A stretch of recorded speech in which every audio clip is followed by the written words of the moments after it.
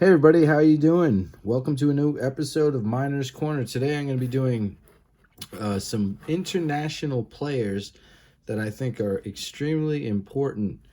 So the first player I want to talk about is Gift Ngoepe. Okay, he is the first player from the African continent to ever play in the major leagues. I believe he's the sixth player from Africa to play professional baseball, but only the first player to make it into the major leagues. I think he had seven. Yeah, well, we got the stats up. He had 72 at bats, 13 hits, batted 181. Not a great career, but you know what? It's not important. What's important is that he came from halfway across the world, or fully across the world, and he played Major League Baseball. So I think that is a really amazing thing. So Gift Ngoepe, really important, super important. This is the international edition. And the next player I'm going to go to, this is a tough choice. I could have picked so many players from the Dominican Republic. Another place absolutely vital, absolutely vital to baseball thriving and surviving. This is a 2017 Topps bunt printing plate, course of 101. And I was happy to pull this card. Topps bunt was just kind of a thing you see, and you're like, hey, you know, let me buy a box of that. It's really cheap, and you can pull some autos and some really nice stuff. A wins above replacement of 100.8. You know, really impressive numbers. And that OPS plus is a really strong number too. If you really like that stat, that means you know, a good player is about 100, so he's about 46% better than an average player, which is really, really good. And of course, another place where lots of great players come from is Japan. Okay, Hideki Matsui. This is a guy who was absolutely a terror in the postseason. Hideki Matsui had 1,200 hits and 175 home runs in literally, I think, 9 or 10 years. Got his stats up. 10 years, 1,253 hits in 10 years. Now, that's impressive enough. He came in to Major League Baseball at the age of 29. So just imagine what this man would be doing. I mean, this is another absolute monster. Absolutely one of the most dangerous players. And let's take a look at maybe the postseason. Let's take a look at his postseason stats. Yeah, I mean, 389. Okay, 10 home runs in 56 games, 32 hits. I mean, this guy was an absolute terror. One of the most dangerous players that you would probably want to face if you were a pitcher. This guy was just clutch. Anyway, moving on to Larry Walker. Now, I didn't really find a need to add a Canadian player. Canada's been such an, you know, integral part of baseball for, you know, pretty much almost to the very beginning. Canada has, you know, as a country bordering on the United States, has been involved in baseball for a long time. And Larry Walker was a great player, so I just wanted to add Larry Walker. I don't know if Larry Walker, you know, I mean, with Canada it's a bit different because, you know, Canadians and Americans, when it comes to sports, share very similar interests. So it's not like comparing the United States to, you know, another country somewhere else. So anyway, Larry Walker. Now we're going to go to Roberto Clemente. This is a 1997 Topps insert that if you bought the complete set, they would give you.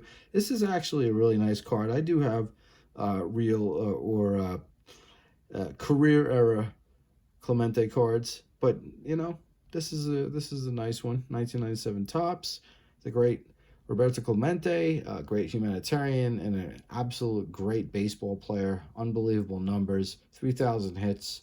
You know, batted 317 and a WAR of 94.8. I mean, this guy was, you know, unbelievable, and could have probably put 4 more years in. So who knows what would have happened if this man did not, unfortunately, pass away at a young age of 37 years old. And now moving on to Ming Wang. I love this guy, and you know there are cool cards of him in a Nationals jersey, which was where he ended up later on at the end of his career.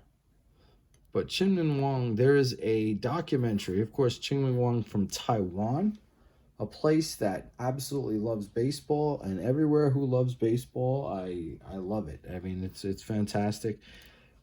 Documentary called Late Life. If you guys haven't seen it, check it out. It is, I mean, this guy loves baseball so much. This guy grinded so hard to get back into the majors. He was playing in A-ball and Double-A and just getting back into after a injury sustained when playing the Mets in an interleague game. And, you know, one of the reasons I'm not a huge fan of interleague, but Chien-Ming Wang, check out the documentary. It's really well done and really heartfelt. I think you guys will totally dig it if you're baseball fans. Moving on to Hideo Nomo, okay?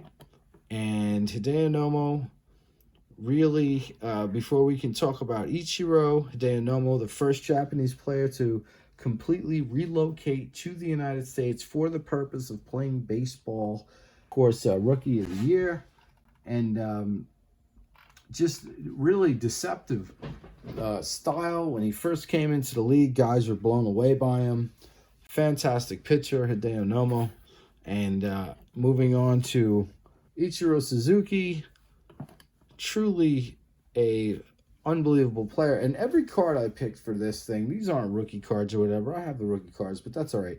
This is a great card. I like all the cards I picked for this because it showed the players in their natural position. Or, I mean, this is when I think of Ichiro, he's just blazing around the base paths right there. And love this card. Very cool. Love this player. Let's move on to one of my favorite players in the history of baseball, El Duque, Orlando Hernandez. And guys, if you've not heard this guy's story, El Duque attempted to defect from Cuba a couple of times. One of the times he was caught, and you know, it was a big deal because this guy was an absolute legend in Cuba. So he was banished from playing baseball. Now, in Cuba, they do not have professional baseball.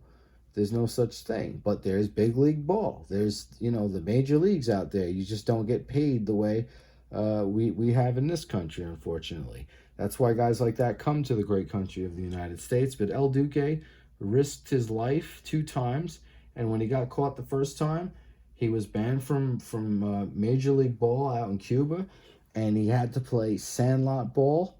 And guys would say, okay, El Duque, you want to play? That's fine, but you cannot pitch. You got to play third base or something. And that's what he did. He ended up playing third base. He was a fantastic athlete.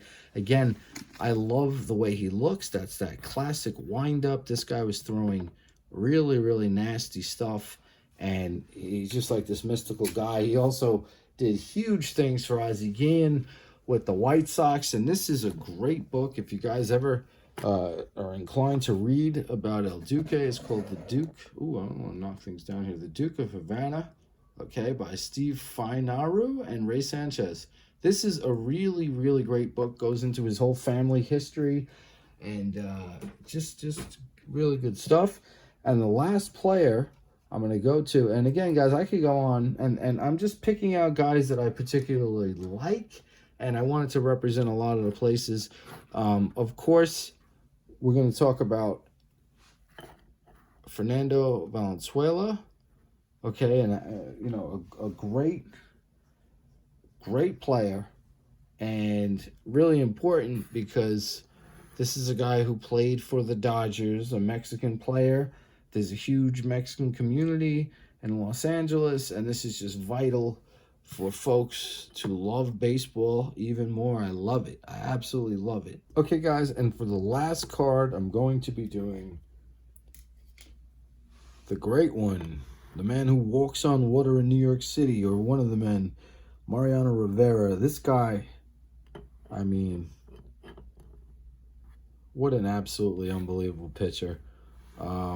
I remember in the final years of his career, I was mature enough to say, man, enjoy this. You're seeing the best.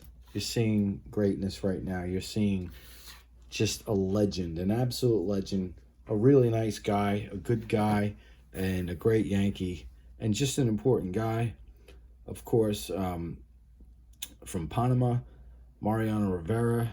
And guys, there are other cards. I know I missed countries. I don't want people to get upset. I don't know how many people really care who are watching these videos, to be honest. But still, I wanted to represent a lot of different folks from different countries. And some of these guys are just favorites. Some of these guys are just really important ambassadors to baseball.